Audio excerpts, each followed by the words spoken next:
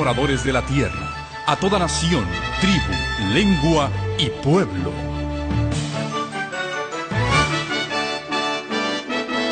Con ustedes su programa cristiano con temas bíblicos de actualidad. Un programa que trae al mundo la verdad presente. Este es el Evangelio Eterno.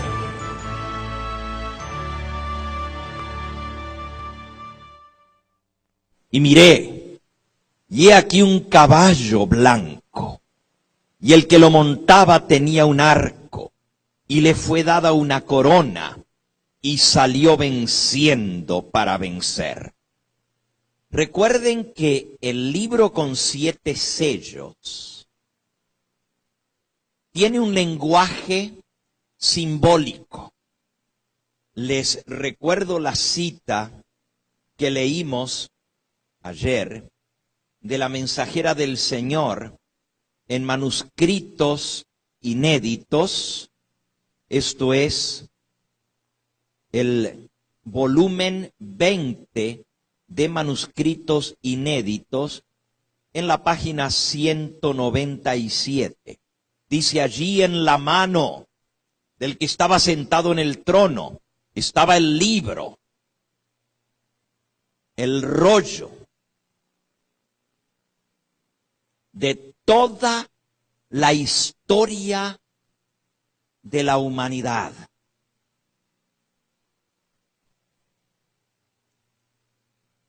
Atiendan a alguno de los diáconos, por favor, a la hermanita. Gracias.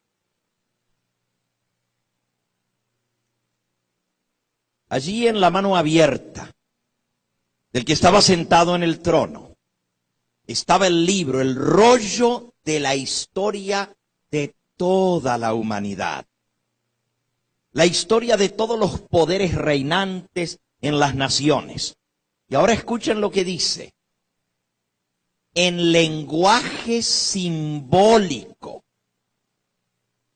este rollo contenía la influencia de cada nación, de cada lengua, de cada pueblo, de cada individuo, desde el comienzo de la historia de la tierra hasta su culminación. Noten que dice en lenguaje simbólico. Si los 7 sellos contienen la historia de toda la humanidad, entonces podemos entender que la historia está dividida en 7 etapas, en 7 períodos. Podríamos llamarles 7 dispensaciones, porque en cada dispensación Dios ha declarado su voluntad, su providencia y su mensaje para la gente que vivió en ese periodo. Y cada individuo va a ser juzgado de acuerdo al periodo en que vivió, de acuerdo a los mandatos de Dios, a la voluntad de Dios, al mensaje de Dios para esa generación. Por ejemplo, la generación antediluviana no tenía toda la luz y el conocimiento que tuvo el pueblo de Israel después que Dios le habló y se le apareció en persona sobre el monte Sinaí.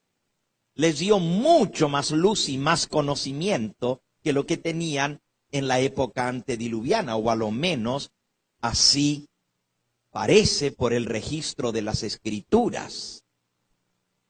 Cuando nosotros leemos la manera como Dios va a hacer el juicio, miren cómo lo registra el libro de Salmos. Busquen por favor conmigo en el libro de Salmos, en el Salmo 87. Una declaración sumamente interesante, sumamente importante, significativa. Dice así, y es Dios el que está hablando. El Salmo 87 es muy cortito, solo tiene 7 versículos. Dice así en el versículo 1. Su cimiento está en el monte santo. El fundamento del gobierno de Dios está en el santo monte de Dios. En el santo monte de Dios está el templo, está el santuario donde está el Todopoderoso. Ama Jehová las puertas de Sión, más que todas las moradas de Jacob. Cosas gloriosas se han dicho de ti, ciudad de Dios. Está hablando de la nueva Jerusalén. Y entonces declara, Dios es el que habla. Yo me acordaré de Rahab y de Babilonia entre los que me conocen. He aquí Filistea y Tiro con Etiopía. Este nació allá. De Sión, de Jerusalén, se dirá, este y aquel han nacido en ella, y el Altísimo mismo la establecerá. Jehová contará al inscribir a los pueblos, este nació allí. Cuando el juez, el Todopoderoso, abra el libro y vea lo que está escrito y se vaya añadiendo o anotando el veredicto de cada persona, Dios va a decir, este nació allá, este nació allí. Este nació en Sión, este conoce más, tuvo más luz, más conocimiento. El otro nació en Tiro, en Sidón, en Babilonia, en Etiopía. No tuvieron la misma luz y el mismo conocimiento que los que nacieron en el pueblo de Dios. Así que Dios va a juzgar justa y rectamente. Otro ejemplo de esto lo encontramos en el libro de Romanos. En el capítulo 2, dice Romanos capítulo 2, y en el versículo 12, porque todos los que sin ley han pecado, sin ley también perecerán. Y todos los que bajo la ley han pecado, por la ley serán juzgados. Porque no son los oidores de la ley los justos ante Dios, sino los hacedores de la ley los que serán justificados. Porque cuando los gentiles son los que no son del pueblo escogido de Dios, cuando los gentiles que no tienen el conocimiento de la ley, hacen por naturaleza lo que es de la ley, estos, aunque no tengan ley, son ley para sí mismos, mostrando la obra de la ley escrita en sus corazones, dando testimonio su conciencia y acusándoles o defendiéndoles sus razonamientos en el día en que Dios juzgará por Jesucristo los secretos de los hombres, conforme a mi evangelio. Otro pasaje que corrobora que el que va a hacer el juicio es ¿quién? Jesucristo. Él es el que va a hacer el juicio. Pero entonces dice que el que sin ley pecó, sin ley va a ser condenado. Dios no le va a sacar la ley para decir no hiciste esto y esto y esto, porque él no la conocía. Pero él sabe en su conciencia lo que es bueno y lo que es malo. Y dice aquí, los que sin ley muestran la ley en sus corazones, la obra de la ley, su conciencia, dice el versículo 15, le da testimonio, los acusa o los defiende en sus razonamientos. Hay personas que nunca conocieron la ley de Dios, como tú y yo la conocemos. Pero su conciencia les dice lo que es bueno y lo que es malo. Y a esas personas Dios las va a juzgar según la luz, según el conocimiento que ellos hayan tenido. Qué maravilloso es nuestro Dios, ¿verdad? Él no hace acepción de personas. Entonces, lo que estamos viendo estamos estudiando es que para cada etapa de la historia de la humanidad, los seres humanos que vivieron en ese periodo van a ser juzgados según la luz, según el conocimiento que hayan tenido, según la revelación de Dios para ese periodo de la historia. Ahora, los primeros 4 sellos nos hablan de 4 caballos. Recuerden que el lenguaje es simbólico. Al abrirse el primer sello, el Cordero lo abrió, el primer ser viviente dijo, ven y mira. Y cuando Juan miró, vio un caballo blanco. Y dice que el que lo jineteaba, el que iba montado en el caballo, llevaba un arco. Llevaba una corona. Y salió venciendo para vencer. Primero es el caballo blanco. Luego viene el caballo rojo o bermejo. Luego viene el caballo negro y el cuarto caballo, que representa el cuarto período de la historia, está representado por un caballo amarillo y el que lo montaba se llama Muerte. ¿Eh? Ese es el simbolismo que vamos a estudiar. Justamente, son caballos simbólicos. En el libro de Zacarías, Zacarías está un poquito antes de Mateo. Zacarías, en el capítulo 1, hay una visión de los caballos también. Y un pasaje de la Biblia nos ayuda a entender otro. Dice Zacarías, capítulo 7. A los 24 días, capítulo 1, versículo 7. A los 24 días del mes 11, que es el mes de Sebat, en el año 2 de Darío, vino palabra de Jehová al profeta Zacarías, hijo de Berequías, hijo de Ido, diciendo, vi de noche, y aquí un varón que cabalgaba sobre un caballo alazán, el cual estaba entre los mirtos que había en la hondura, y detrás de él había caballos alazanes, overos y blancos. Aquí hay caballos de distintos colores. Entonces dije, ¿qué son estos, Señor mío? Representan. Y me dijo el ángel que hablaba conmigo, yo te enseñaré lo que son estos. Y aquel varón que estaba entre los mirtos respondió y dijo, estos son los que Jehová ha enviado a recorrer la tierra.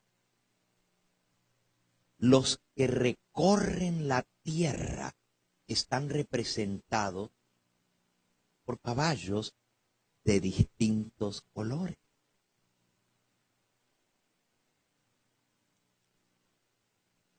Y se mencionan varios colores.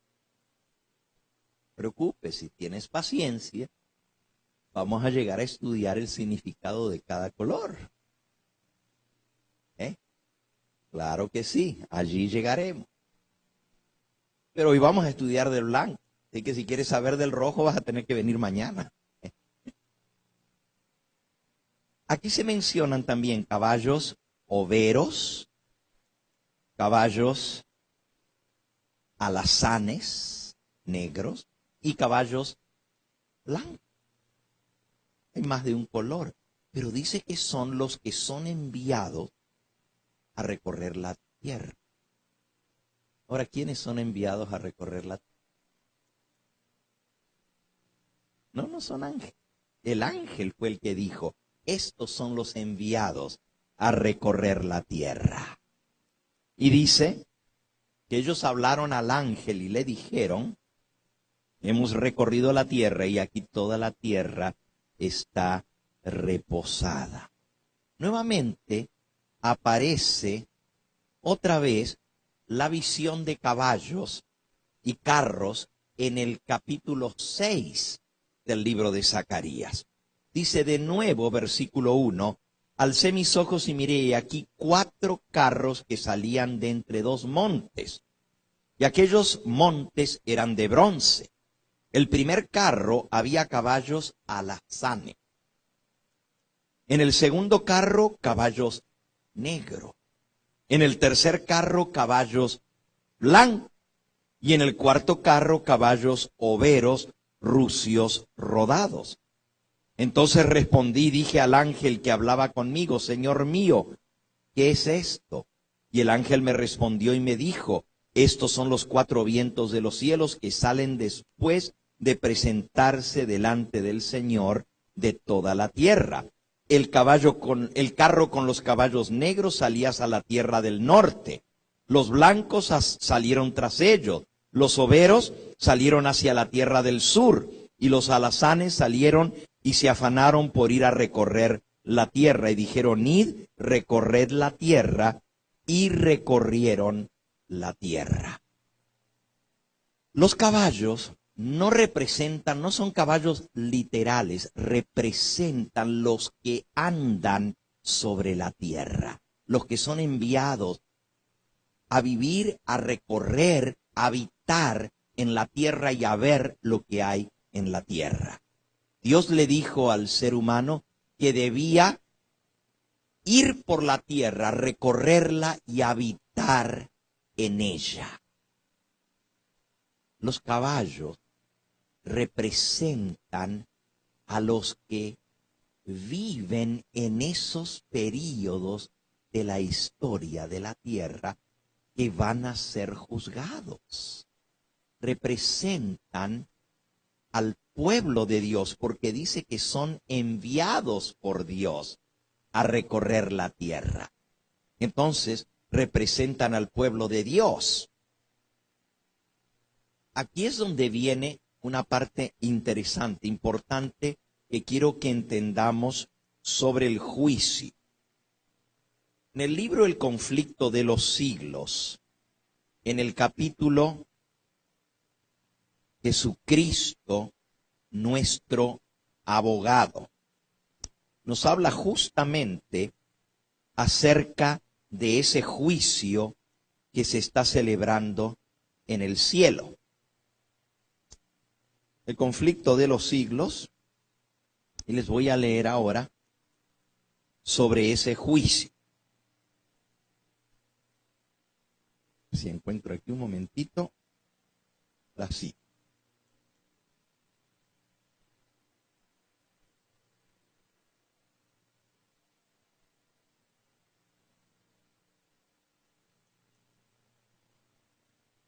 El juicio investigador es el capítulo. El juicio. Está en el conflicto de los siglos, comenzando en la página 533, capítulo 29 del conflicto de los siglos. Y por cierto, aquí se describe la misma escena que nosotros hemos estudiado ya en el libro de Daniel y en el libro de Apocalipsis. He aquí con las nubes del cielo, venía como un hijo de hombre, que llegó hasta el anciano de grande edad, el anciano de días, y le hicieron acercarse delante de él. Y le fue dado señorío y gloria y reino. Y todos los pueblos, naciones y lenguas le sirvieron. Dice la mensajera del Señor, la venida de Cristo descrita aquí en Daniel capítulo 7, no es la segunda venida de Cristo a la tierra. Él viene hacia el anciano de días en el cielo para recibir el dominio y la gloria y un reino que le será dado a la conclusión de su obra como mediador. Esta venida, y no su segundo advenimiento a la tierra, es la que la profecía predijo que había de realizarse al fin de los 2300 días o años proféticos que se cumplieron en 1844, acompañado por un carro de ángeles celestiales. Nuestro gran sumo sacerdote fue llevado al lugar santísimo y allí lo acercaron a la presencia de Dios para dar inicio a los últimos actos de su ministerio en beneficio del hombre, es a saber, para cumplir la obra del juicio y hacer la expiación final por todos aquellos que resulten tener derecho a ella. Y ahora viene lo que quería leerles. Dice lo siguiente: en el gran día del juicio, en el gran día de la expiación final, los únicos casos que se consideran son los de quienes hayan profesado ser hijos de Dios en algún momento de su vida. El juicio de los impíos que nunca aceptaron a Dios es una obra distinta y se verificará en una fecha posterior. Durante el milenio se juzgará a los impíos. El apóstol Pedro nos dice en Primera de Pedro, capítulo 4 y versículo 17. Es tiempo de que el juicio comience por la casa de Dios. Así que el juicio comienza por los que profesan ser hijos de Dios. Ahora, no todo el que profesa conocer a Dios y ser hijo de Dios es fiel y leal a Dios. Su vida es lo que va a demostrar si realmente es un hijo de Dios fiel o no. Por eso hay un juicio sobre la casa de Dios. Digo esto porque hay muchos que creen, si yo acepto a Cristo, pues ya estoy salvo y ya para qué voy a ser juzgado si ya me salvé. Yo puedo hacer profesión de fe, pero mi vida demuestra si realmente soy un cristiano genuino o si es pura apariencia.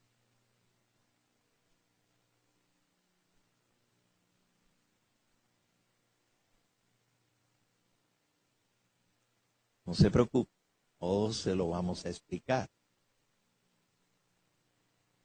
Se lo vamos a explicar. Yo predico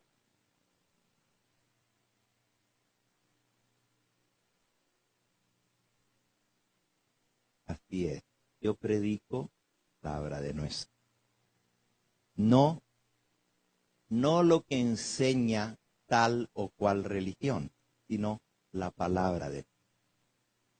Y por eso, como acabamos de ver hace un momentito, la religión no es la que nos va a salvar.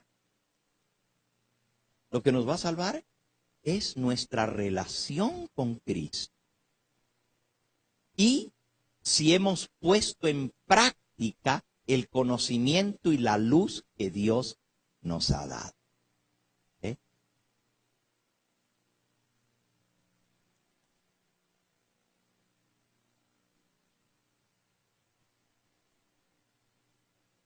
Con mucho gusto, mi hermano, responderé a su pregunta. Le voy a solicitar con mucho cariño, espere a la terminación de la presentación y yo con mucho gusto me siento con usted y le respondo todas las preguntas. Con mucho gusto. Si usted es paciente, voy a tomar tiempo para hablar con usted y explicarle cada una de sus preguntas de acuerdo a la palabra de nuestro Dios. Muy bien, entonces hemos visto que en el juicio, los que son juzgados son los que alguna vez pertenecieron o dijeron ser parte del pueblo de Dios. Los impíos van a ser juzgados durante el milenio.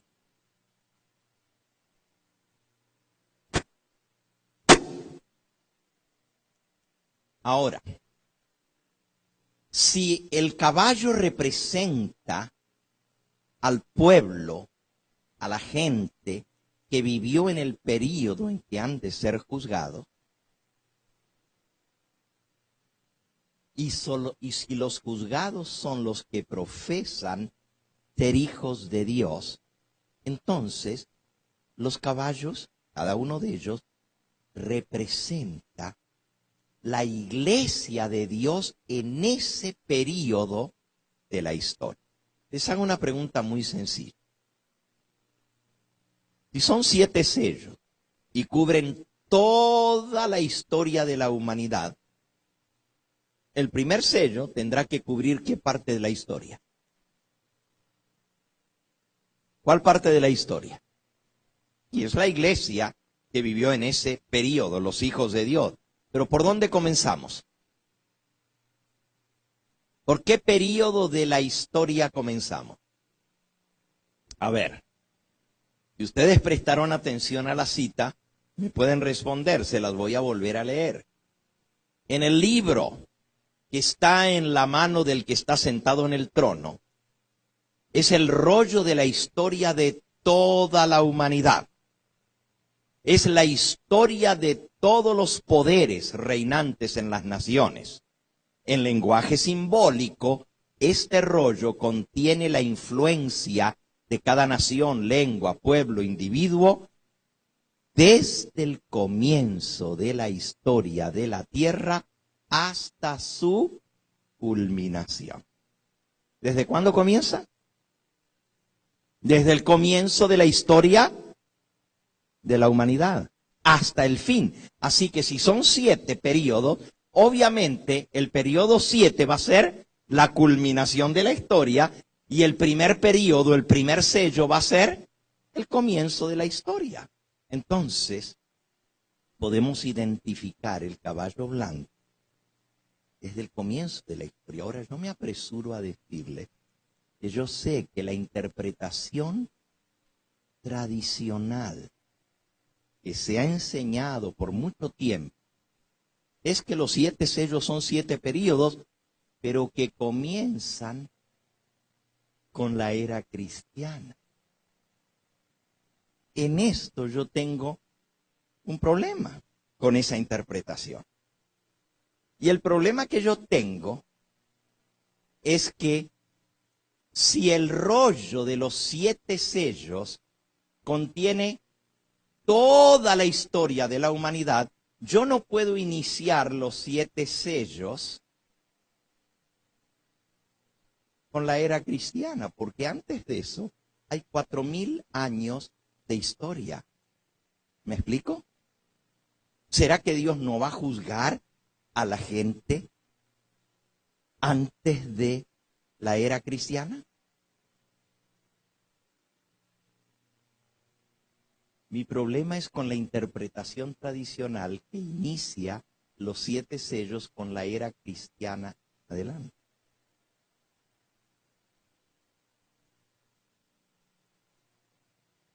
El problema que yo tengo con esa interpretación tradicional, yo estoy de acuerdo que son 7 periodos de la historia.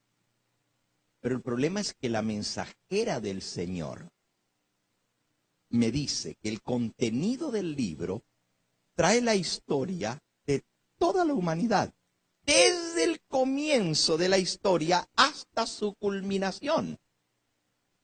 Entonces yo no puedo dejar de lado 4000 años de historia cuando Cristo abre los sellos. ¿Por qué? Porque si digo que el primer sello es el primer siglo de la era cristiana, ¿qué pasó con los 4000 años desde Adán hasta Cristo? ¿Me explico?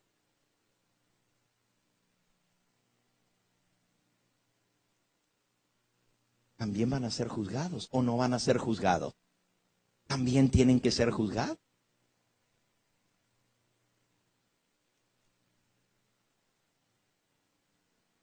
Sí, estamos hablando del juicio investigador. El juicio investigador comienza en 1844. Comienza con el pueblo de Dios. ¿A poco no había pueblo de Dios antes de Cristo? Claro que había pueblo de Dios.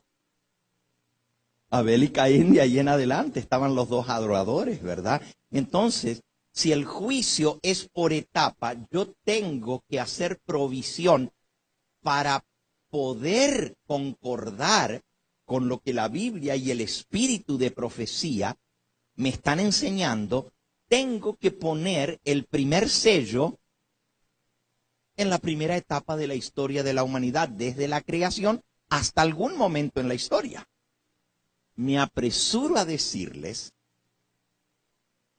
que yo creo en la interpretación de los 7 sellos como periodo, y hay un momento en que van a ir paralelos con lo que hemos aprendido de los sellos, de los 7 sellos.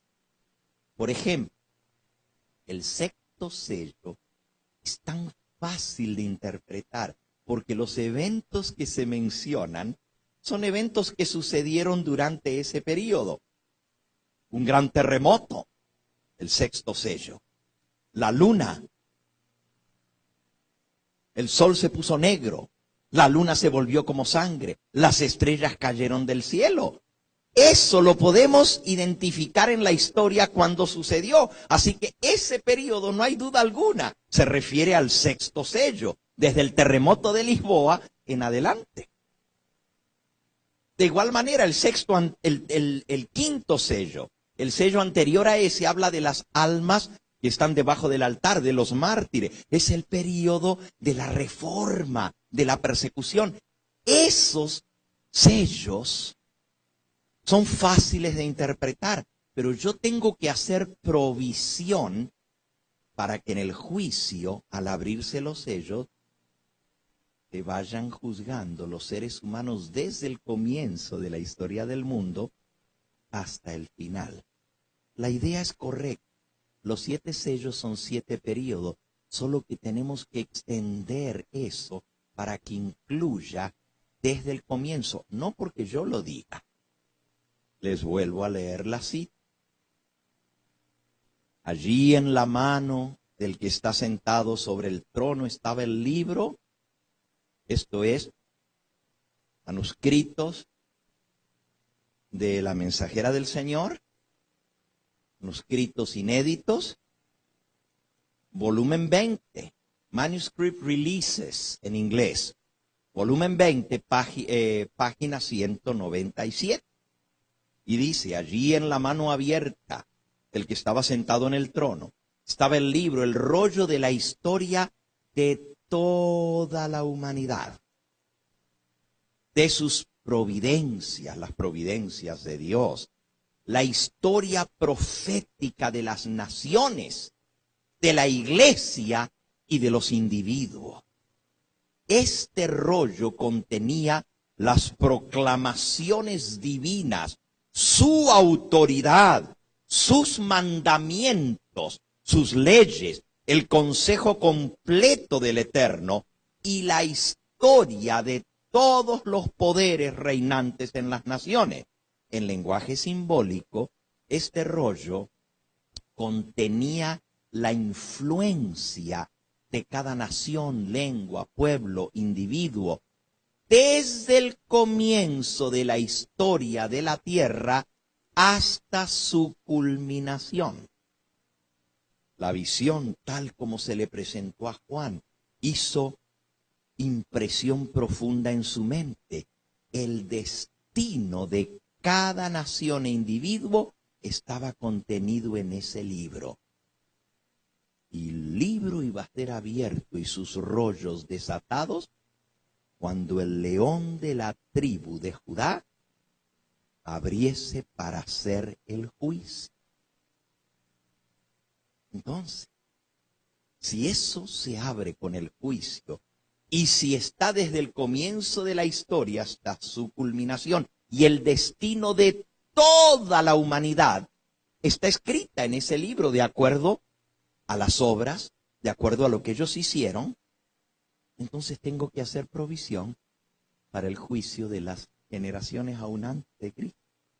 Por eso este servidor, por ser leal al espíritu de profecía y al contexto del libro de Apocalipsis, que es el juicio, la escena del juicio, cuando se comienza el juicio de los muertos. Es el juicio de los muertos, justamente. Coloco el primer sello, el caballo blanco, en el primer periodo de la historia de la humanidad. Y el primer periodo de la historia de la humanidad va desde la creación hasta el diluvio. Ese es el primer periodo de la historia de la humanidad. Desde la creación hasta el diluvio. Ese periodo termina con borrón y cuenta nueva. Dios dice de aquí para adelante, y esto termina una etapa y comienza una nueva etapa. Comenzamos de cero otra vez, con Noé y con su familia. Toda la tierra fue destruida, limpiada de todos sus habitantes. Dios dice, pondré fin a toda carne sobre la tierra. Y comienza una nueva etapa para la historia de la humanidad. Esa primera etapa, desde Adán hasta el diluvio, está representada por el caballo blanco. Ahora, lástima que el hermano estaba haciendo las preguntas, pero el caballo blanco, ¿qué representa el color blanco? Muy bien, el color blanco es símbolo ¿de qué? De pureza. ¿De pureza de qué? ¿De qué? Del evangelio, de la doctrina, ¿verdad? Pureza, no está mezclada la doctrina. Es una doctrina pura. No es pureza de todos los individuos que vivieron en ese periodo. Porque no hay justo ni siquiera uno. Todos somos pecadores y todos estamos destituidos de la gloria de Dios. Pero el evangelio, el mensaje de Dios, la doctrina es pura, representada por el caballo blanco. Y el caballo representa el pueblo de Dios en ese periodo. Y está representado por un caballo blanco que dice que salió venciendo para vencer. Se le dio un arco y símbolo de lucha, luchar. Pero la corona es símbolo de victoria. Y salió venciendo para vencer. Es un periodo de la historia en que el evangelio, la pureza, la verdad de Dios, el mensaje de Dios se mantuvo puro. Y yo estoy aquí para decirles a ustedes que el periodo más puro de la historia de la humanidad en el evangelio fue desde la creación al diluvio. Y usted me dice, Pastor, ¿está seguro? Porque mire que Dios destruyó al mundo por el diluvio. Y lo destruyó porque estaba muy malo y muy pecador. Porque la maldad había llegado al colmo y Dios dijo basta. No estamos hablando de la vida de los individuos. Estamos hablando de la pureza de la verdad y del evangelio. Y yo les voy a explicar ahora, por el espíritu de profecía, por qué esa generación tuvo la doctrina pura. La mayoría de la gente que vivió antes del diluvio vivían un promedio de 850 años. Tomemos a Adán, el primer hombre. ¿Cuántos años vivió Adán? 930 años. 930 años. Casi 1000. Le faltó un poquito para llegar a los 1000 años. Y el diluvio sucedió en el año 1656 desde la creación. Pasaron 1656 años desde que Dios creó a Adán hasta que Dios destruyó el mundo por el diluvio en el año 600 de la vida de Noé. Ahora miren lo que les voy a decir. El diluvio vino en el año 600 de la vida de Noé. Y el diluvio fue en el año 1656 de la creación. Y Adán vivió 930. Casi Adán conoce a Noé. Le faltaron unos 40, 50 años para haber conocido personalmente a Noé. Pero les voy a decir algo. El abuelo de Noé, que se llamó Matusalén, que vivió 969 años, fue contemporáneo con Adán, más de 300 años vivieron juntos. Adán conoció a Matusalén y Matusalén compartió con él más de 300 años de su vida. Y Matusalén vivió hasta el año del diluvio. Cuando Matusalén murió, fue en el mismo año del diluvio. Es más, murió unos días antes del diluvio. Y la muerte de Matusalén fue la señal para Noé y su familia de entrar en el arca. Yo me encantaría explicar esto, no sé si me va a dar tiempo en esta noche. El nombre Matusalén significa su muerte traerá el juicio. Su muerte traerá el juicio, Matusalén. Lo puso el papá cuando el niño nació, le puso de nombre, tu muerte traerá juicio. Pero ¿quién era el papá de Matusalén? Enoc. ¿Y quién fue Enoc? Enoc fue el primer profeta que menciona la Biblia, que recibió visiones y revelaciones de parte de Dios. Se le llama el séptimo desde Adán.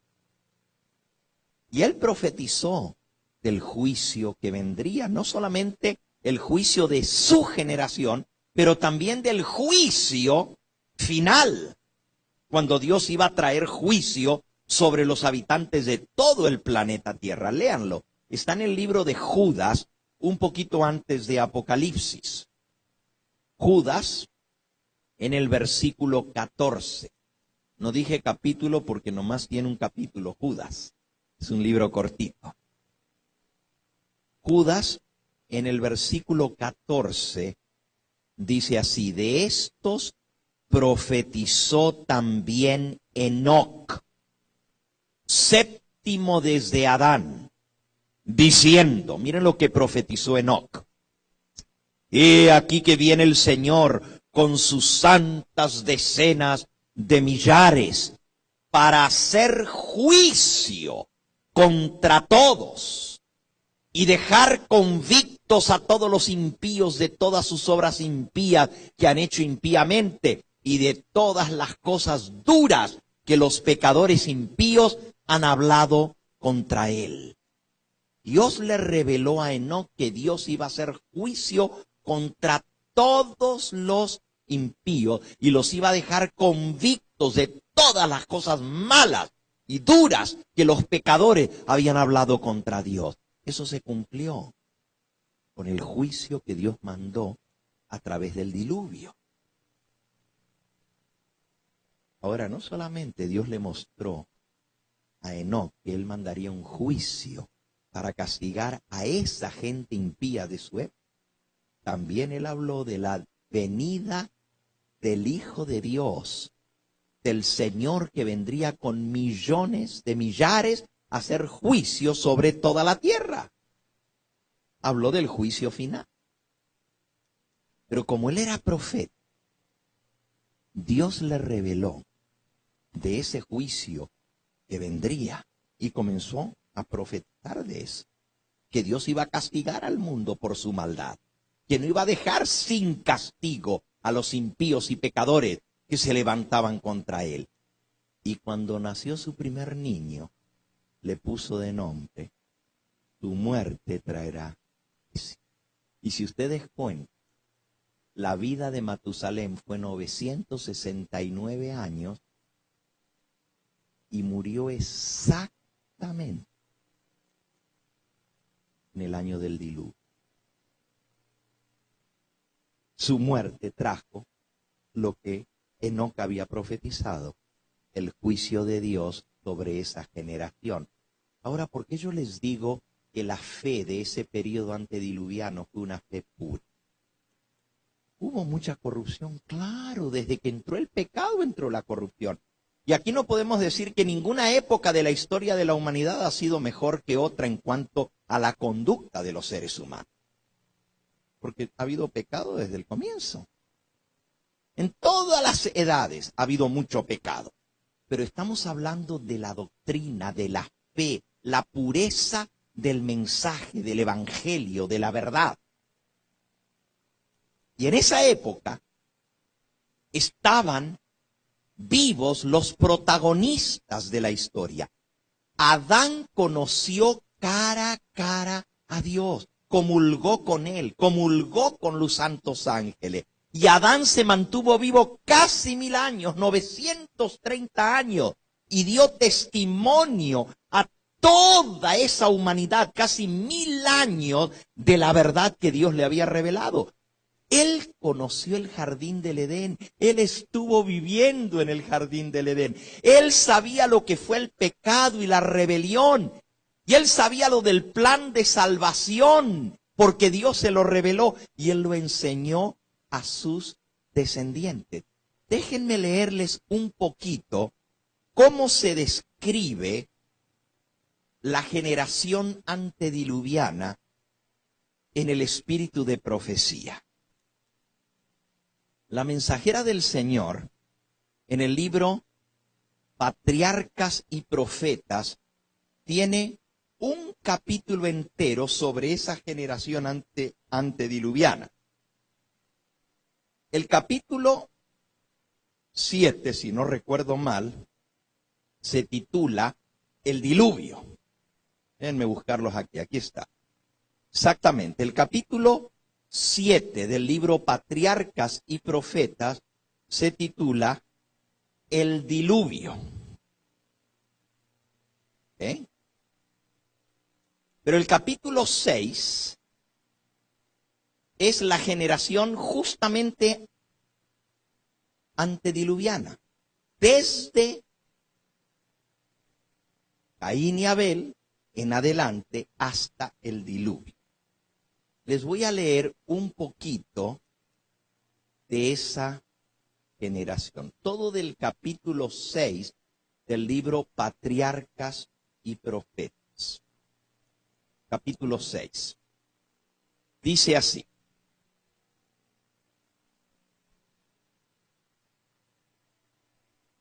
Vamos a leerlo primero en el libro de Génesis, en el capítulo 4.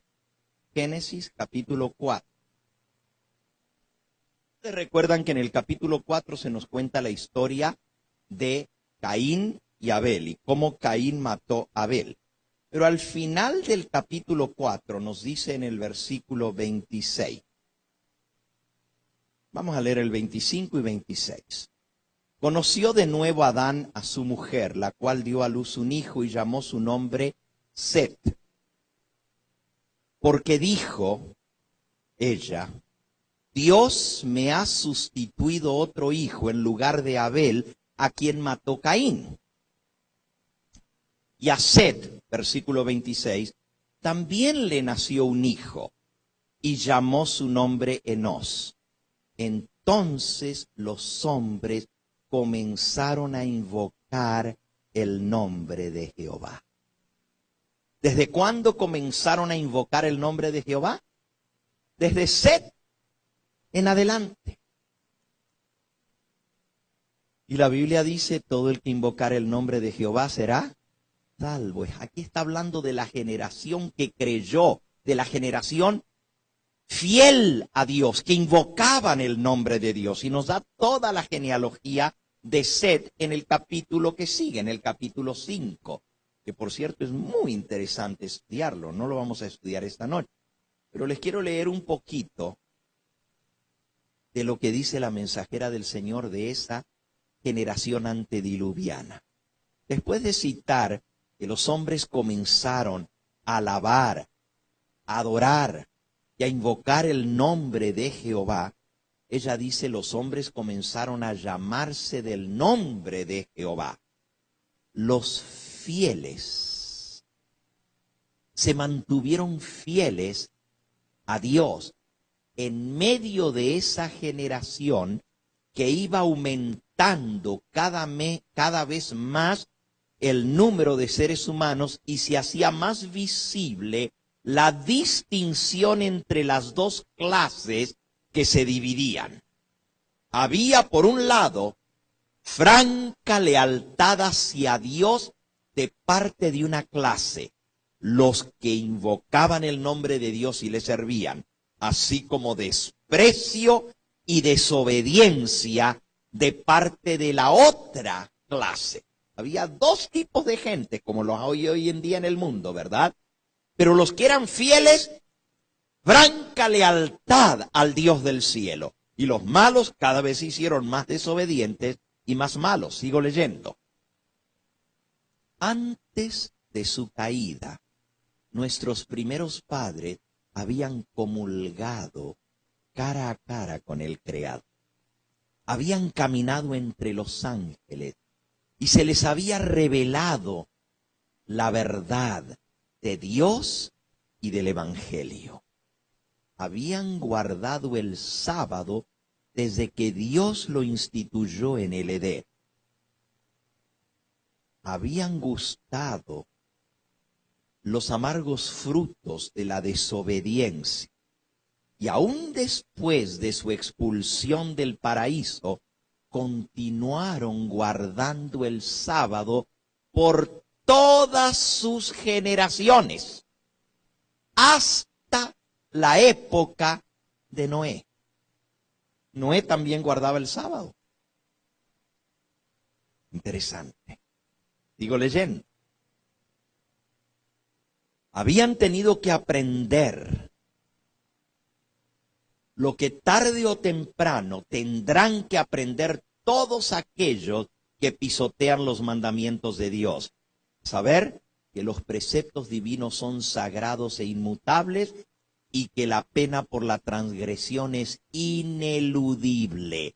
Adán y Eva entendieron esto, porque la paga del pecado se veía en su propia experiencia.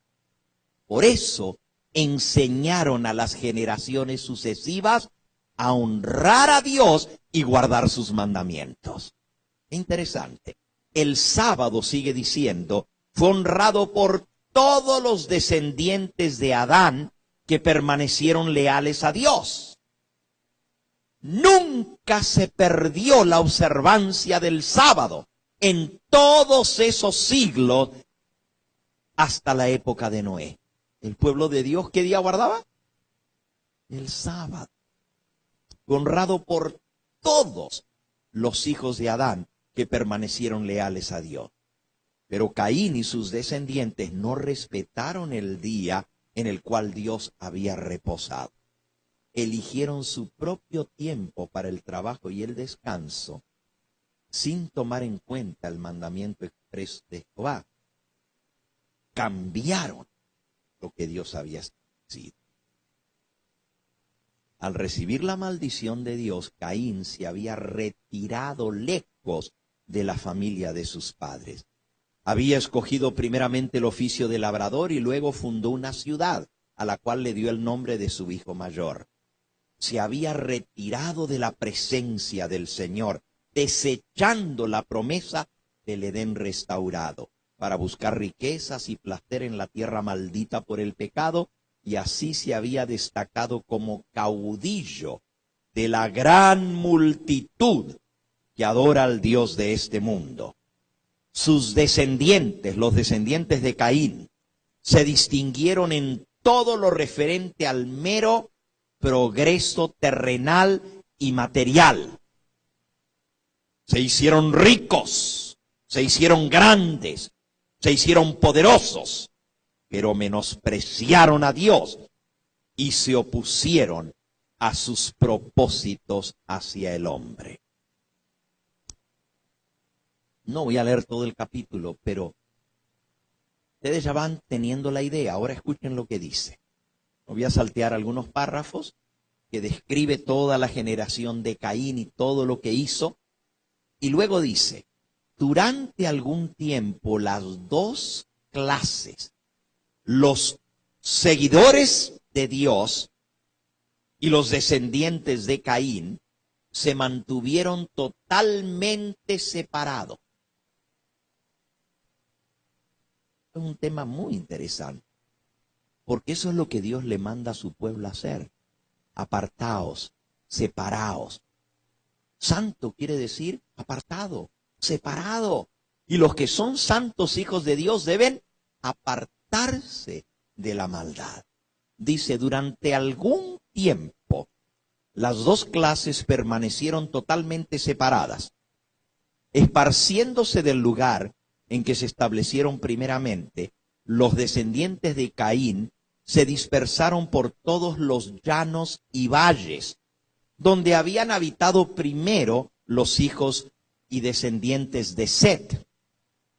Y estos, adoradores del Dios verdadero, para escapar de la influencia contaminadora de aquellos, se retiraron a las montañas y establecieron sus hogares en los montes, no en el valle. Qué interesante. El pueblo fiel de Dios se aparta y se va a vivir ¿a dónde? A las montañas, mientras que los que seguían sus propias decisiones en contra de Dios habitaron en los valles. Sigo leyendo. Mientras duró esta separación, los hijos de Set mantuvieron el culto a Dios en toda su pureza. ¿Cómo era el culto a Dios? Totalmente puro, por eso el color blanco.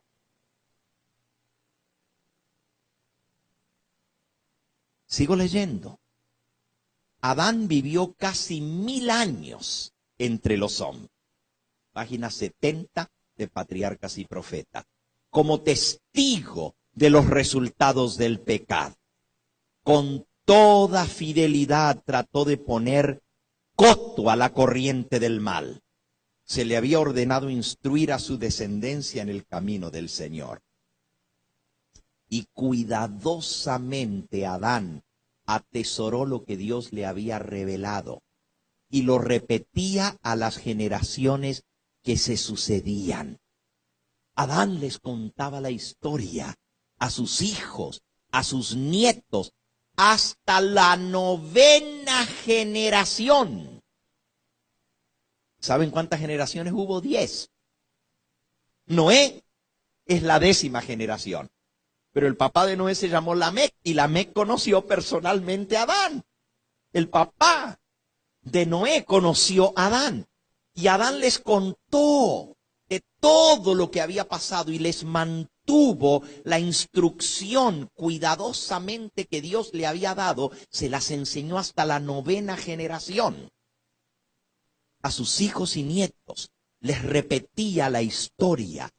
Les contaba el estado santo y feliz del hombre en el paraíso. Y repitiéndoles la historia de su caída, les refirió los sufrimientos mediante los cuales Dios le había enseñado la necesidad de adherirse estrictamente a la ley de Dios. Y les explicó a sus descendientes las misericordiosas medidas tomadas para su salvación. Los que servían al Dios verdadero mantuvieron esa fe pura por todas las generaciones. Pero no todos prestaron atención a sus palabras. A menudo los descendientes de Adán, que se habían apartado del camino de Dios, le hacían amargos reproches por el pecado que había traído tanto dolor a su descendencia. La vida de Adán fue una vida de tristeza, de humildad y de contrición. Cuando salió del Edén, la idea de que tendría que morir le hacía estremecerse de terror. La muerte. Conoció por primera vez la realidad de la muerte en la familia humana cuando Caín, su primogénito, asesinó propio hermano. Lleno del más agudo remordimiento por su propio pecado y doblemente acongojado por la muerte de Abel y el rechazo de Caín, Adán estaba abrumado por la angustia. Veía por doquiera cómo se esparcía la corrupción que iba a causar finalmente la destrucción del mundo mediante un diluvio. Y a pesar de que la sentencia de muerte pronunciada sobre él por su hacedor, polvo eres y al polvo volverás, le había parecido un terrible castigo al principio. Después de presenciar durante casi 1000 años los resultados del pecado, Adán llegó a considerar como una misericordia el que Dios pusiera fin a su vida de sufrimiento y dolor. Al final decía, gracias Señor, ya no quiero seguir viviendo en tanto pecado al ver los resultados. Pero eso lo llevó a ser más fiel a Dios y a enseñar a sus descendientes la importancia de ser obediente. Por eso el mensaje, el evangelio, se mantuvo puro durante ese tiempo, porque Adán estuvo vivo hasta la 9ª generación. No necesitaban una Biblia para leer el evangelio, porque los protagonistas de la historia estaban vivos. Adán sentaba en sus rodillas a sus nietos, sus bisnietos, tataranietos, hasta la 9ª generación. Cada nuevo bebé que nacía se lo traían al abuelo para que lo conociera. Y él se encargaba de contarles y repetirles la historia. Y era una historia pura, no estaba mezclada. El evangelio era puro. Por eso el caballo blanco. El caballo blanco, símbolo de pureza. El arco era la lucha, esa lucha contra el pecado para tratar de solventar, de deshacer tanta desgracia que tuvo el pecado. El arco. Y también la corona, porque Adán logró la victoria. Y toda esa generación de hijos fieles a Dios estarán presentes en el reino de los cielos. Serán aprobados por Dios, porque en medio de la corrupción que crecía, se mantuvieron leales al Todopoderoso. La fe era pura. Corona, símbolo de victoria, salió venciendo para vencer. Esa es la generación antediluviana. Y por cierto, dice la mensajera del Señor, a pesar de que reinó mucha iniquidad en el mundo antediluviano, esa época no fue, como a menudo se ha supuesto, una era de ignorancia y barbarie. A nosotros nos han hecho contar que por allá, nos han hecho creer que esa gente que vivía allá eran los cavernícolas, que andaban viviendo en medio de las cavernas y andaban con herramientas de piedra, así como los picapiedras, ¿verdad? Que eso era una gente muy ignorante y que la evolución ha ido evolucionando al hombre. Todo lo contrario, todo eso es un mito, es una mentira. Más bien, la raza humana con el pecado se ha ido degenerando, no mejorando. Vamos en picada hacia abajo, mientras que la evolución dice que vamos subiendo y cada vez nos vamos haciendo más desarrollados y más inteligentes. Todo lo contrario, miren lo que dice la mensajera del Señor. El mundo antediluviano, esa época completa, no fue, como a menudo se ha supuesto, una era de ignorancia o barbarie. Los hombres tuvieron oportunidad de alcanzar un alto desarrollo moral e intelectual. Moral. Nunca antes, ni nunca después, hubo tanta gente que alcanzó a reflejar el carácter de Dios, que tuvieron muchos años para hacerlo y muchas experiencias. A nosotros nos toca desarrollar un carácter en cortito tiempo, porque no vivimos tantos años. Pero ellos tuvieron tiempo para ir venciendo cada defecto de carácter. Y dice aquí que desarrollaron, los hombres que les fueron leales a Dios, un alto desarrollo moral, y espiritual e intelectual. Poseían gran fuerza física y mental, y sus ventajas para adquirir el conocimiento del Dios verdadero era incomparable a otra generación.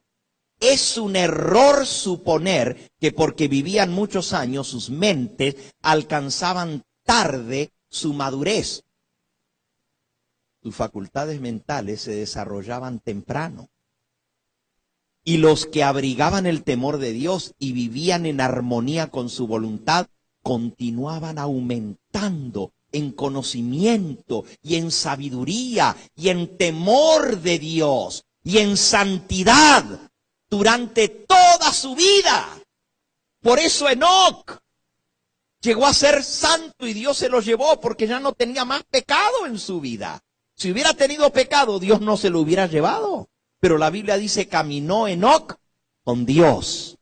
Y se desapareció Enoc porque Dios se lo llevó. Pero antes de haber sido llevado, dio testimonio de haber agradado a Dios. Ese es el ejemplo de los hombres santos que vivieron en esa generación. Por eso el caballo blanco representa la pureza del mensaje, la pureza del evangelio. Ustedes dicen, ¿y conocían el evangelio? ¿Conocían? ¿Conocían el plan de redención? Lo conocían a fondo desde que el Señor Jesucristo les enseñó a matar el primer corderito.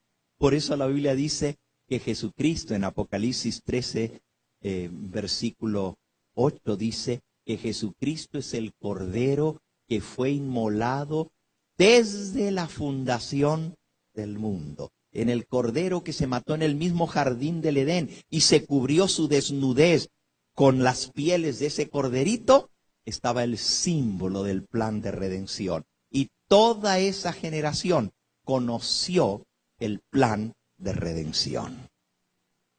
Si ustedes vienen mañana tempranito, les voy a traer algo especial. Les voy a mostrar algo que muchos de ustedes nunca han visto. El plan de redención en la genealogía de los prediluvianos. Muy interesante, muy interesante. En los nombres. ¿Se acuerdan que hace años atrás yo lo presenté? Lo que significan los nombres y cómo el plan de redención está en eso. Bueno, termina diciendo la mensajera del Señor. Dice, si pudieran compararse con los antediluvianos de la misma edad, los más ilustres eruditos de nuestros tiempos parecerían muy inferiores en vigor mental y físico. Si los más fuertes y los más inteligentes de nuestra generación los comparáramos con los que vivieron en esa época, se mirarían pigmeos. No solo en tamaño, sino también en conocimiento. A medida que se acortó la vida del hombre y disminuyó su vigor físico, también se aminoró su capacidad mental. Hoy día hay hombres que dedican al estudio un periodo de 20 a 50 años y el mundo se llena de admiración por su sexo. Una persona que ha dedicado 50 años a estudiar un tema es un erudito. Pero qué limitados son esos triunfos cuando se los compara con los de aquellos hombres cuyo vigor físico y mental se desarrollaba durante siglos. Los triunfos de ellos fueron grandiosos. ¿Qué dice del caballo blanco? Salió venciendo para vencer. Un triunfo tras otro. Es verdad que los hombres de los tiempos modernos tienen el beneficio del conocimiento alcanzado por los predecesores, ¿verdad? Los que vinieron antes que nosotros. Los genios que proyectaron, estudiaron y escribieron han legado sus trabajos a quienes les han seguido. Pero aún en este respecto y en lo que concierne meramente a conocimientos humanos, cuán superiores fueron las ventajas de los hombres de la generación antediluviana. Tuvieron entre ellos durante siglos aquel que Dios había formado con a su propia imagen y semejanza, a quien el Creador mismo lo declaró bueno en gran manera. El hombre a quien Dios había instruido en toda la sabiduría del mundo físico y del mundo espiritual. Adán había aprendido del Creador la historia de la creación. Él mismo había presenciado los acontecimientos de 9 siglos, 330 años, y comunicó sus conocimientos a sus descendientes. Los antediluvianos no tenían libros ni anales escritos, pero con su gran vigor mental y físico disponían de una memoria poderosa que les permitía comprender y retener lo que se les comunicaba para transmitirlo después con toda precisión a sus descendientes. Durante varios siglos hubo 7 generaciones que vivieron contemporáneamente y tuvieron la oportunidad de consultarse para aprovechar cada una los conocimientos y las experiencias de las generaciones anteriores. Las ventajas que gozaron los hombres de aquellos tiempos para obtener no solamente el conocimiento del mundo físico y material, escuchen ahora, sino el conocimiento del Todopoderoso por el estudio de sus obras creadas, no han sido igualadas jamás desde aquel entonces. Esa fue la generación más pura y perfecta en el conocimiento de Dios. Ahora entienden por qué el caballo blanco. Fíjense, lo estoy leyendo aquí en Patriarcas y Profetas. Dice, lejos de ser una era de tinieblas religiosas, fue una edad de grandes luces espirituales. Todo el mundo tuvo la oportunidad de recibir instrucción directamente de Adán. Y los que temían al Señor tuvieron también a Cristo y a los ángeles por maestros. Y tuvieron un silencioso testimonio de la verdad en el huerto. Estaba todavía en la tierra. Ahora piensen esto. Hasta un poquito antes del diluvio, el jardín del Edén estaba en la tierra. Entonces, los que querían creer y obedecer a Dios, ahí tenían la prueba de que la historia no era un mito. Podían caminar hasta la puerta del Edén y podían ver los querubines con la espada desenvainada de fuego revolviéndose alrededor. Podían mirar la entrada y sabían que allá estaba el árbol de la vida, que Dios les había prometido que comerían de él si eran fieles. Allá estaba también el árbol del conocimiento del bien y del mal. Venían a adorar a la puerta del santuario. ¿Saben ustedes? El altar, dice la mensajera del Señor, en el cual venían a adorar a Dios y a confesar su pecado, lo construían frente al jardín del Edén. Era como el atrio del santuario. Y así como el santuario tiene un lugar santo y un lugar santísimo, así el jardín del Edén era ese santuario que les recordaba el tiempo de su obediencia y pureza. Y en el lugar más sagrado del jardín del Edén era como el lugar santísimo donde estaba el árbol de la vida. Todo eso ellos lo podían ver físicamente. Hoy en día nosotros creemos por el testimonio de la Biblia, pero ellos lo creían porque lo estaban viendo. Entonces, ¿cómo no iban a tener una fe pura? Sigue diciendo la mensajera del Señor. Venían a ver el testimonio silencioso de la verdad del Evangelio en el huerto del Edén que estaba en su medio.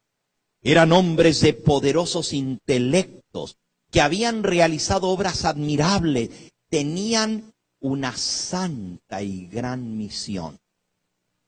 Es a saber, desarrollar un carácter justo y enseñar una lección de piedad, no solo a los hombres de su tiempo, sino también a todas las generaciones futuras.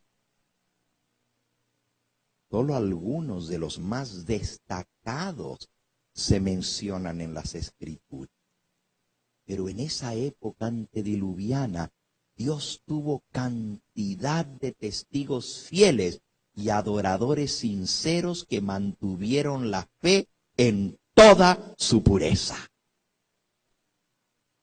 Creo que con esto que he leído nos ayuda a entender claramente por qué se representa el primer período de la historia de la humanidad con un caballo blanco, con un arco luchando contra el pecado, luchando para defender la verdad y enseñar el camino de la salvación, pero también con una corona, victoria en su vida, en sus caracteres. Y también dice que tenían una corona y el caballo y su jinete salió venciendo para vencer. Creo yo que encontraremos mucho de esa gente en el reino de los cielos.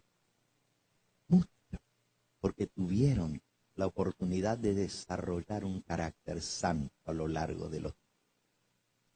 Es más, uno de esa generación ya está en el cielo. Ya está allá en las huestes celestiales. Desde aquel entonces está viviendo allá. Yo no voy a entrar a explicar, pero yo tengo una conjetura basada en lo que enseña la palabra de Dios. ¿Ah? La mensajera del Señor nos dice allí un poquito más adelante en el mismo capítulo, y voy a correr porque el tiempo ya se me fue, ¿verdad? Ella dice que un poco antes del diluvio, Dios decidió llevarse el jardín del Edén. Sí. Preservarlo, para que un día nosotros pudiéramos verlo y acordarnos del origen de todo esto. Y un día vamos a poder ver ese jardín del Edén. Y ahí está el árbol de la vida que Dios hizo para la raza humana, para que vivamos eternamente. Y vamos a poder comer del fruto del árbol de la vida y vamos a poder comer de las hojas del árbol, que es para mantener la vida y la salud por todas las edades. Pero yo creo esto. Yo creo que cuando Dios se llevó a Enoc al cielo, le llevó también el jardín del Edén. Porque Enoc era un hombre de esta tierra. Todos los que nacemos en esta tierra traemos los elementos de esta tierra. Dios hizo al hombre del polvo de la tierra. Y todo lo que el hombre necesita para subsistir, ¿de dónde lo saca? Todos los elementos, los minerales, los aminoácidos, las plantas, las frutas, todo lo produce la tierra. Y al llevarse Dios a Enoc al cielo, pues también le llevó su alimento. Claro, no es que Dios no podría hacer un milagro todos los días para darle de comer a Enoc maná del cielo, ¿verdad? Él lo podría hacer. Pero lo más lógico es que si la mensajera del Señor nos dice que el jardín fue llevado al cielo, puede haber sido en la época de Enoc. Yo quisiera que ustedes leyeran la vida de Enoc. Es un ejemplo. Y dice la mensajera del Señor que la vida de Enoc debe ser estudiada detenidamente por el pueblo de Dios que vive en esta generación. Porque Enoc es símbolo de los que hemos de ser llevados al cielo sin gustar la muerte. Él es un símbolo de los que vamos a estar vivos cuando Jesús venga y nos lleve sin pasar por el sepulcro. ¿Ustedes saben qué privilegio es ese? ¿Qué no te gustaría que venga el Señor Jesús en tus días y no tener que morir?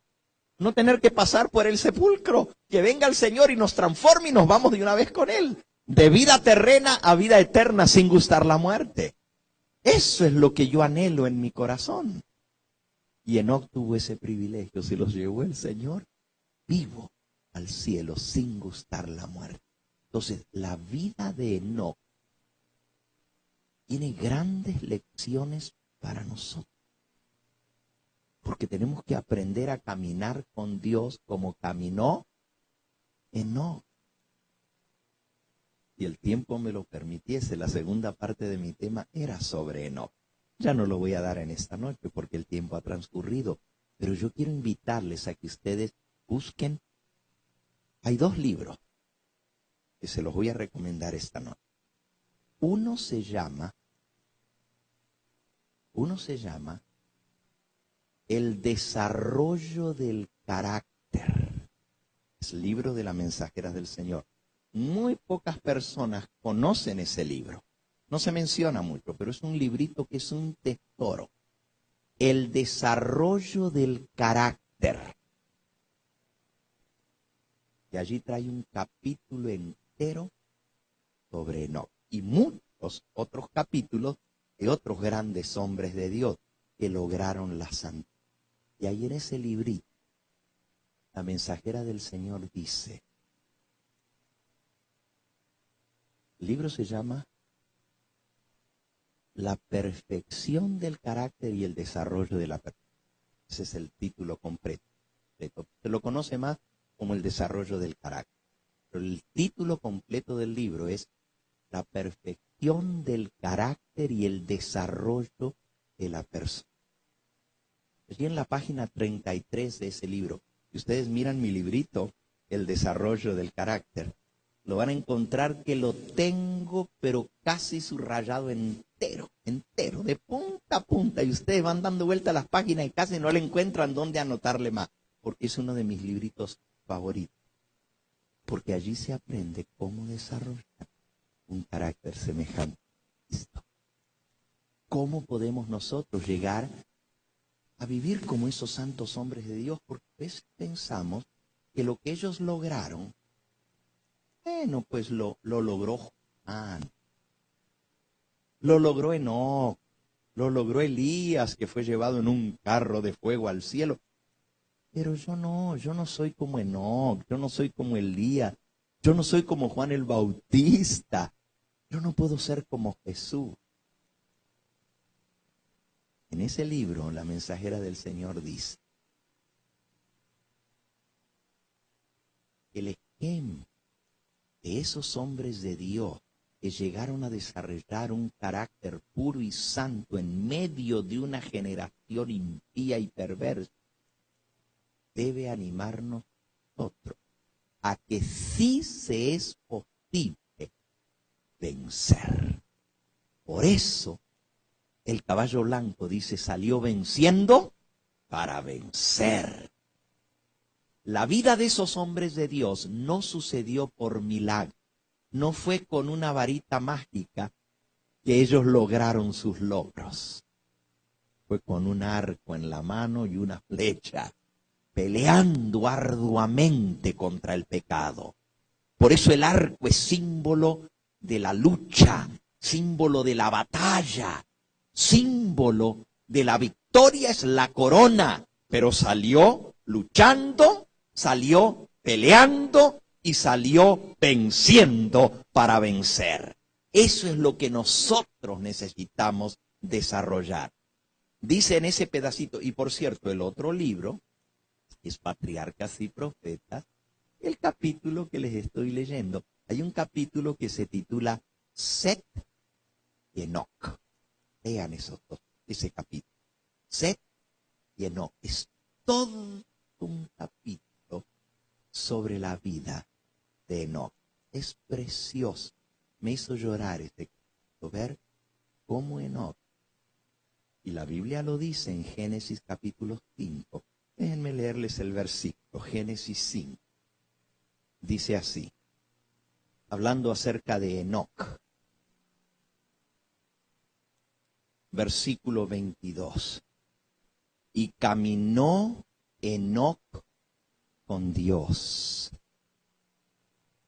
después que engendró a Matusalén 300 años, y engendró hijos e hijas, y fueron todos los días de Enoc 365 años.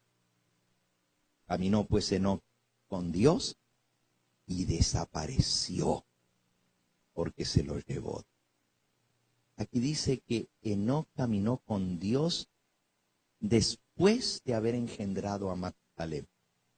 Y en este libro, Patriarcas y Profetas, el capítulo Enoc, Elena de White explica cómo, a pesar de que Enoc amaba a Dios y le servía de todo corazón, no había llegado a comprender el de este padre amante, que él no tuvo su propio hijo.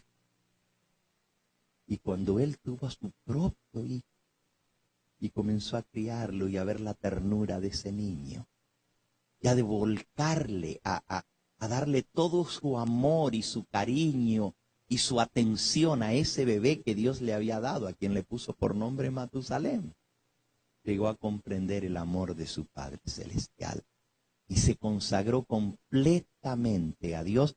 Y el tener a su hijo y verlo ir creciendo y educándolo en los caminos del Señor lo hizo que él se consagrara. Así como Jesús dijo: Padre, yo me consagro a ti. Y les dijo a sus discípulos: y por vosotros yo me santifico para que vosotros seáis santificados en mí. Así Enoc se santificó él para poder enseñar la santidad a su hijito Matusalén. Y Dios le dio la oportunidad a Matusalén de vivir casi 1000 años. Pero lo que aprendió de su padre, se consagró de corazón a Dios y le dio el ejemplo. Fue tan santo Enoc, que Dios se lo llevó al cielo. Dijo: ya no hace falta, ya alcanzó lo que tenía que alcanzar, ya puede vivir en el cielo, ya no tiene pecado, ya no va a seguir pecando, porque ya aprendió a vivir sin pecado en esta tierra. Me lo llevo conmigo. Y si nosotros queremos ir al cielo, tenemos que aprender a vivir sin pecado. Pero Enoc no lo logró solo. Lean ese capítulo. Fue por la íntima comunión. Caminó Enoc. Caminaba lado a lado con él y el Señor lo fortalecía para vencer sus defectos. Y así un día nosotros, si aprendemos a caminar con Dios en esta tierra, un día podremos caminar con Dios por toda la eternidad. Los 144,000 son los que van a estar vivos cuando Cristo venga, la última. Y de ellos se dice: estos son los que siguen al Cordero por doquiera. Así hacía Enoc, seguía Jesús, comulgaba con él, caminaba con él, pasaban horas y horas y horas platicando. Y no es que no lo veía físicamente o lo tocaba, no. Estaba en comunión con él y caminaba y caminaba y caminaba las horas hablando, comulgando con el Señor. ¿Saben cómo le explicó un niño lo que le pasó a Enoc? Dice que todos los días Enoc dedicaba tiempo a salir a caminar con Jesús, porque el niño escuchó de la maestra de escuela sabática que decía que Enoc caminó con Dios y se lo llevó Dios. Y cuando le contó a su mamá y a su papá la historia, le dijo: ¿sabes, papá? Enoc todos los días caminaba con Jesús y todos los días caminaba un poquito más y le dedicaba más tiempo a estar con él. Y todos los días iban un poquito más lejos y más lejos. Luego se despedían y Enoc volvía a su casa. El otro día Jesús lo venía a buscar y salían a caminar otra vez. Todo eso basado en caminó Enoc con Dios, en la mente de un niño, ¿verdad? Así se lo imaginó el niño. Y le dice a su papá y a su mamá: Y así Jesús lo venía a buscar, pero el otro día caminaban más tiempo con Jesús pasaba Enoc. Hasta que un día caminaron tanto juntos que cuando Enoc se iba a volver para su casa, Jesús le dijo: ya estás más cerquita de mi casa que de la tuya, vente conmigo. Y se lo llevó para la casa de él. Es la mente de un niño inocente, pero qué bonito. Si nosotros aprendemos a caminar con Dios, a dedicarle tiempo a Él, a estar en comunión, a comulgar con Él, todos los días llegará el día cuando estemos más cerca del ideal que Dios tiene para con nosotros y Dios diga: estás listo, vente. Que Dios nos ayude. Y al ver que el Cordero va a abrir el primer sello, o abrió ya el primer sello, el 22 de octubre de 1844 comenzó el juicio de la primera generación antediluviana. ¿Cuántas gentes han sido juzgadas en esa primera etapa? No lo sabemos, miles. Pero de esa generación posiblemente sea una de las generaciones que más gente tenga en el reino de los cielos. Usted dice, pero ¿y por qué? Bueno, primero, hubo mucha gente del diluvio. Imagínense si vivían 900 años. Si nomás Enoc, que tuvo su primer hijo a los 65 años, después dice que tuvo muchos hijos e hijas, y nomás vivió 300. ¿Cuántos hijos e hijas no tenían los que vivían 500 y 700 y 800 y 900 años? El mundo se pobló rápidamente por el índice de crecimiento de la población, porque vivían tantos años y seguían siendo fecundos tantos años. Mucha gente. Posiblemente esa etapa en el juicio tomó bastante tiempo. No sabemos. La Biblia no nos dice cuánto tiempo se le dedica a cada generación, pero vamos a aprender esta semana que cada sello tiene una característica y que se juzga a esa generación de acuerdo a la luz y al conocimiento que tuvieron en esa época. Pero cada etapa de la historia de la humanidad termina con juicio. La primera etapa de la humanidad terminó con el juicio del diluvio, borrón y cuenta nueva. La segunda etapa de la humanidad es la que vamos a ver mañana, el caballo rojo. ¿Qué representa el caballo rojo? Y vamos a ver que también termina con un juicio esa etapa. Y así cada etapa de la humanidad, las 7 terminan con un juicio. Están marcadas en la Biblia, en la historia. Cada una de esas etapas con un juicio especial. Termina una etapa y comienza otra. Y Dios va juzgando a cada uno de los que vivieron en esa etapa de la humanidad de acuerdo a las proclamas de Dios, a la luz y al conocimiento que tuvieron. Hay 2 generaciones que van a ser juzgadas más estrictamente que cualquiera. Y es la primera generación. La última, porque tenemos el conocimiento acumulado de todas las generaciones. Toda la luz que Dios ha dado se ha concentrado en nuestra generación. Y la primera, porque la tuvo más pura, tuvo la verdad más santa, que salió de la boca misma del Creador cuando comulgó con Adán y Eva en el jardín del Edén. Esas 2 generaciones son muy especiales, la primera y la última. Y por eso de la generación antediluviana tenemos el ejemplo de Enoc, que representa a los que van a ser llevados vivos al reino de los cielos. Y la generación última, Dios no va a tener uno como Enoc. Va a tener 144,000 que vamos a ser llevados vivos sin gustar la muerte al reino de los cielos. Pero hay que desarrollar el carácter para ser dignos de caminar en un mundo santo. Porque Dios dice, yo soy santo. Sed pues vosotros santos como yo soy santo. Santo quiere decir apartado. Y si la única manera de ser santo es salirte de las ciudades, irte a la montaña, es mejor hacerlo. Yo no digo que seas un ermitaño, pero si leen la historia de Enoc, van a descubrir lo que vivía en la montaña.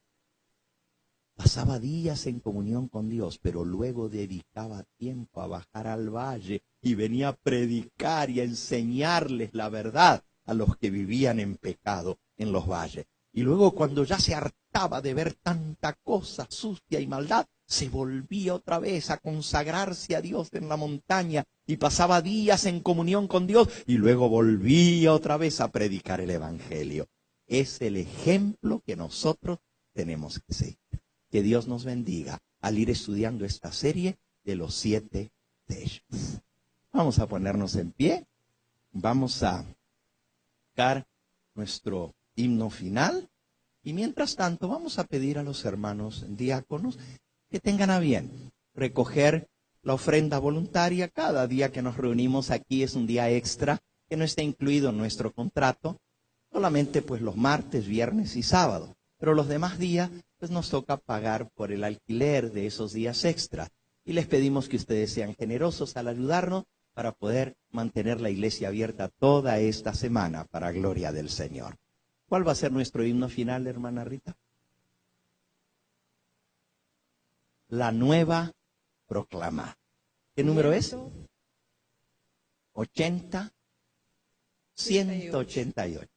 Ok. La hermanita Isabel nos va a ayudar con este himno y luego del himno, hoy vamos a hacer al revés. Ella va a terminar con la música especial para que nos vayamos con ese canto en el corazón. Himno número 188, la nueva proclamar.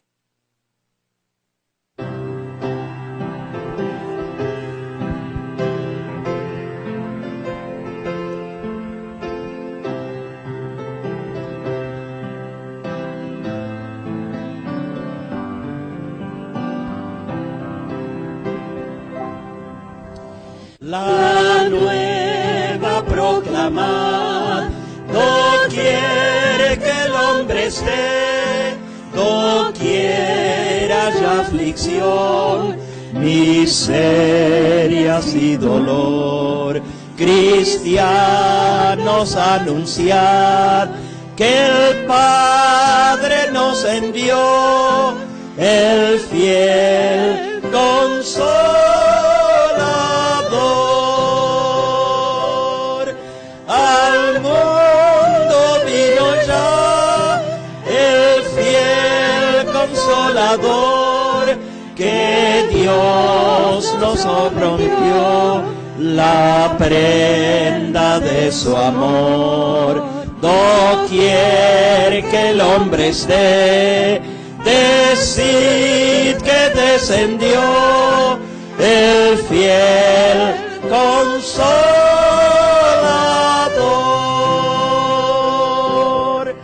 La noche ya pasó, brillando está la luz que habrá de disipar las sombras del terror. Es para el pecador la aurora celestial, el fiel consolador.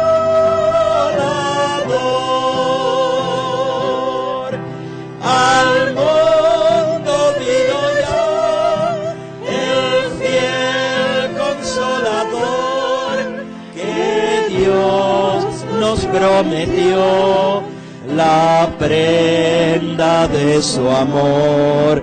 Doquier que el hombre esté, decid que descendió el fiel consolador.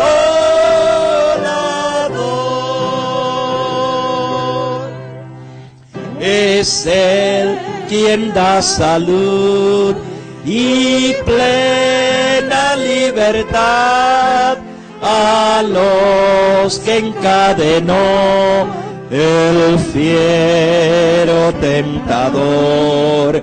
Los rotos hierros hoy dirán que vino ya el fiel consolador.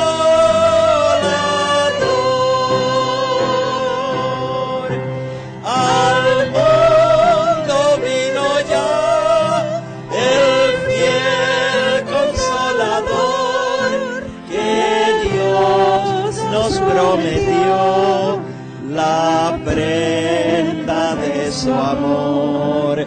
Doquier que el hombre se decir que descendió el fiel consolador.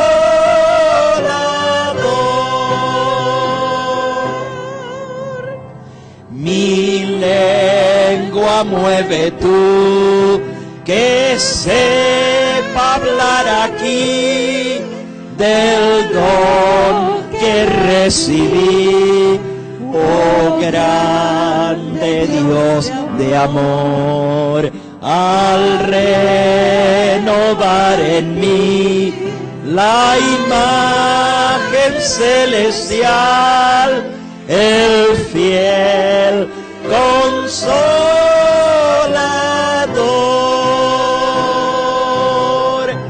Al mundo vino ya el fiel consolador, que Dios nos prometió la prenda de su amor.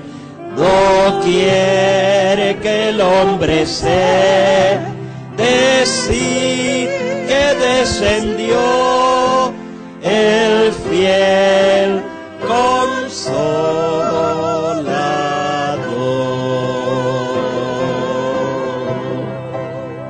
Alabado sea su nombre. Amén. Bendito sea.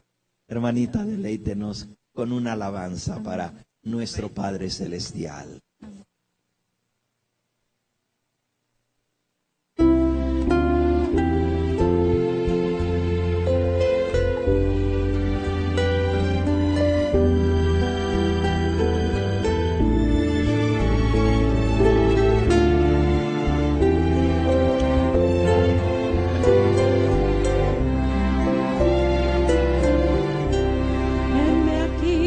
Señor,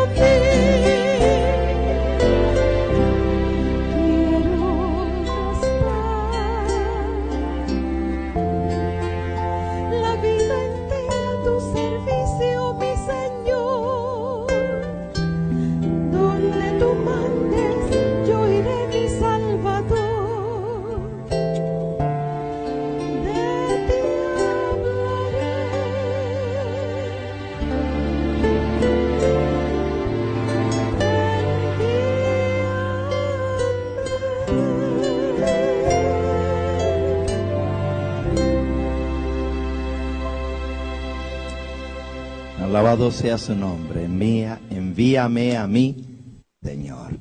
Vamos a ir de rodillas para pedir que el Señor selle este llamado que nos ha hecho con su Espíritu Santo. Nuestro Padre y nuestro Dios, al estudiar tu palabra, al comprender la profundidad de tu sabiduría, de tu infinito amor, al enviar a tu Hijo para darnos redención y vida eterna, y al ver que tú revelaste tu verdad y tu plan de salvación aún a esa generación antediluviana, y que en medio de la corrupción y el pecado que hubo antes del diluvio, tú tuviste un pueblo fiel que mantuvo en alto tu verdad y que desarrolló caracteres perfectos y santos, así como el lirio blanco que crece en el fango y se mantiene puro y limpio y blanco. Así tú tuviste testigos tuyos en esa generación. Ayúdanos a nosotros a ser tus testigos. Que así como hemos escuchado, podamos dar nuestra vida a ti, rendirla por completo y decirte: heme aquí, Señor, envíame a mí, a proclamar tu verdad, a proclamar tu mensaje en esta última generación que tanto necesita no solo escuchar de Dios, sino ver la obra de Dios en nuestras vidas. Haznos semejantes a Cristo en carácter, para que el mundo vea que somos tus hijos, no solamente de nombre, sino de hecho y de verdad. Despídenos con tu bendición y tráenos nuevamente el día de mañana para seguir estudiando esta maravillosa profecía de los 7 sellos. Te lo pedimos en el nombre de nuestro bendito Salvador, el Señor Jesucristo. A Él sea la gloria y la honra por los siglos de los siglos. Amén, Señor. Amén.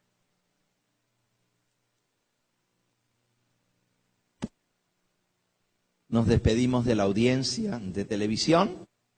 Les decimos que sigan con la programación regular de esta noche y mañana estaremos transmitiendo nuevamente en vivo la serie Los 7 sellos del Apocalipsis. Muy buenas noches. Y para ustedes, hermanos, gracias por habernos acompañado esta noche. Gracias por su paciencia, por las interrupciones que hubo en esta noche, pero pudimos seguir adelante y quiera el Dios.